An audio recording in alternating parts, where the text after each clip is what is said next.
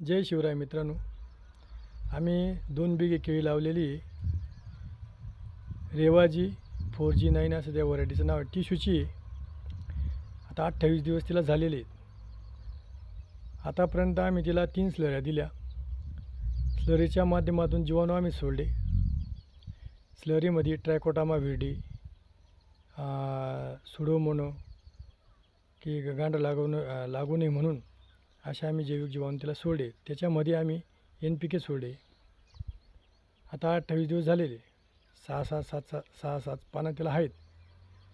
पण मित्रांनो, जबरदस्त जैविक पद्धतीने जर कधी आपण शेती केली तर जबरदस्त त्याचा रिझल्ट मिळतो. पहिले आम्ही शेणखत टाकलेलं आहे त्याला. शेणखतामध्येच आता ही ड्रिचिंग सोडली. त्याच्याने आम्हाला असं वाटतं की त्याला केमिकल देण्याची गरज येणार नाही. तुम्ही समोर बघू शकतात. 2000 तर 2200 रोपं आहेत.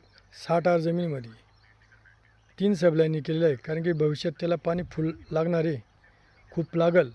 मग त्या हिशोबाने आम्ही 3 सबल्यांनी केलेलं आहे. ते बांधाला सबल्याने तुम्हाला दिसू शकता आहे बा. ती 1 नंबर तिकडं, ही 2 नंबर आणि ही 3 नंबर. हे दिसतं मला. हे 3 सबल्यांनी अशा आडव्या सबल्यांनी टाकलेल्या आहेत.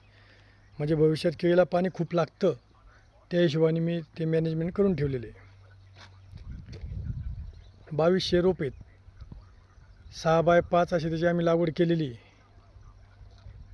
जबरदस्त रिझल्ट आहे जैविकचा. आणि मला नाही वाटत की त्याला केमिकल आपण टाकलं पाहिजे बा असं काही. मित्रांनो, केमिकलचा अतिवापर केल्याने जमीन नापीक होते, हे तुम्हाला पण माहिती आहे. पण कुठंतरी शेतकऱ्यांनी आता बदल केला पाहिजे.